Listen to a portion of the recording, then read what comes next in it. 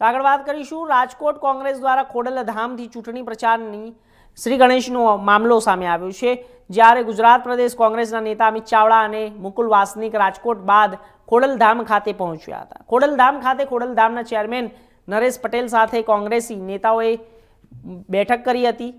આ બેઠકમાં પાટીદાર સમાજના કોંગ્રેસી નેતાઓ પણ હતા ઉપસ્થિત.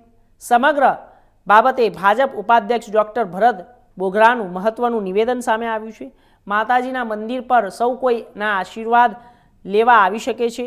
જો કે બેઠક જોતા એવું લાગે છે કે કોંગ્રેસ દ્વારા ચૂંટણી પ્રચાર શરૂ કરવામાં આવ્યો છે. સાથે એ સમયે કેમ ભૂલાય જ્યારે કોંગ્રેસના રાજમાં સૌરાષ્ટ્રના ખેડૂતો વીજળી માંગવા ગયા હતા તો તેને મોતને ઘાટ ઉતારી દેવામાં આવ્યા હતા.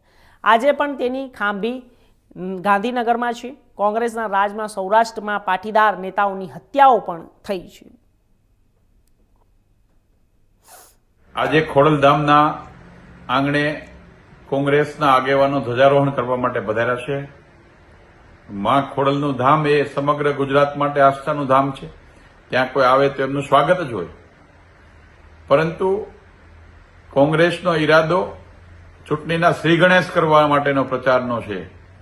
અને જે રીતે ગુજરાતમાં કોંગ્રેસના શાસનમાં સૌરાષ્ટ્રના ખેડૂતોના દીકરાઓ ગાંધીનગરમાં વીજળી માંગવા ગયા હતા, એમની પર ગોળીઓ ચલાવી હતી. ઘણા દીકરાઓ મોતને ઘાટ ઉતાર્યા હતા. આજે પણ એમની ખાંભીઓ ગાંધીનગરમાં જીવંત છે. સૌરાષ્ટ્રના પાટીદાર નેતાઓની હત્યા કોંગ્રેસના સમયમાં જ થઈ હતી. સૌરાષ્ટ્રના પાટીદારો અને ખેડૂતો ક્યારેય આ ઘટનાઓને ભૂલશે નહીં. કોંગ્રેસના શાસનમાં સૌરાષ્ટ્રમાં અને ગુજરાતમાં ખેડૂતો પર જે રીતે અત્યાચારો થતા હતા, જે રીતે સીમ ચોરીઓ થતી હતી, એ વાતને હજુ પણ ખેડૂતોને અને પાટીદારોને યાદ છે.